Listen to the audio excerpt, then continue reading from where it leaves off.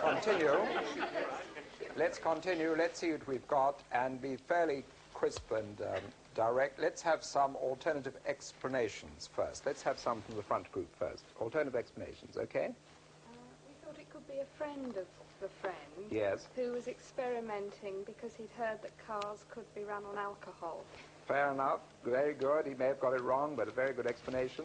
Little lady here in front row. Front row. A garage mechanic, and the cans that they only look like beer cans. Yes, good. It may actually have been petrol in the cans, and for some reason he's putting in beer. Some other in the back first. Let's have some in the back.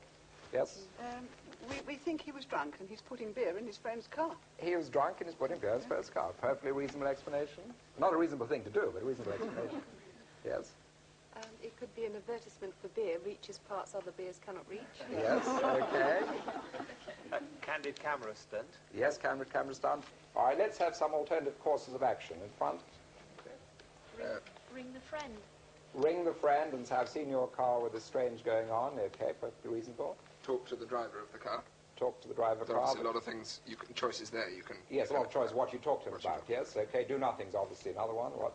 Ask him whether his car drinks beer.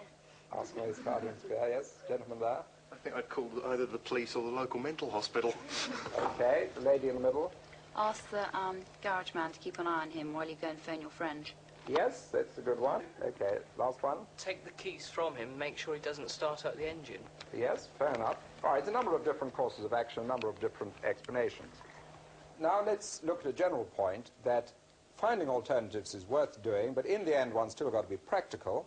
And I think it was Sir Robert Watson Watt, the inventor of radar, who said you get one idea today, you get a better idea tomorrow, you get the best idea never.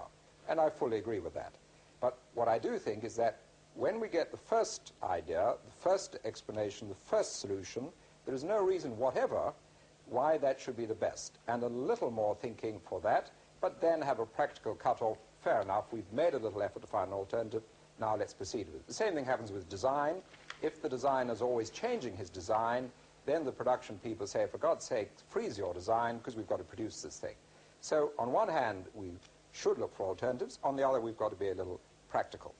Now I come to the end and really summarize what we've been talking about in this part in looking at alternatives.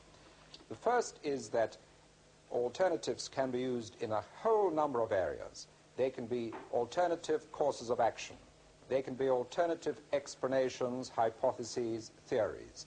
There can be alternative designs. There can be alternative ways of looking at something. Remember the triangle of coins and discs. The second point is that the first way we get, the first answer, the first explanation is not necessarily the best. A little effort beyond that to find others.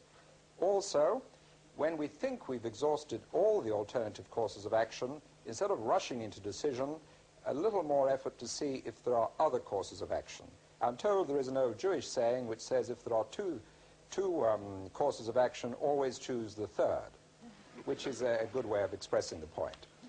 Then we come to the third point, what I call de Bono's second law, which is you have to figure out what the first one is. I'll read a book for that, which is that proof is often no more than lack of imagination in thinking of an alternative. And very often we get bogged down and say, this must be so, this is the only possible explanation, simply because at the moment we cannot imagine any other.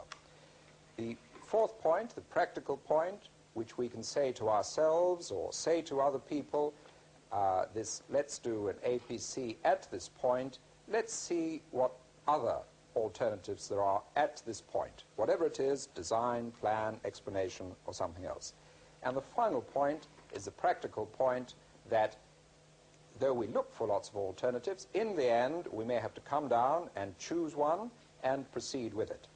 Once or twice the business people have said to me, if you encourage us to look for more alternatives, you're making life difficult for us, because if we think of 4 instead of 2, you're doubling our work in deciding between them, which is quite true. But someone who says that shouldn't be in business, because you cannot improve your decision by impoverishing your alternatives, and the purpose of business is to be able to make decisions. So we've looked here in this part, we've looked at alternatives in thinking, that there are some things we do, and we look at any time for alternatives in all the various areas we've looked at. So alternatives and thinking. Thank you.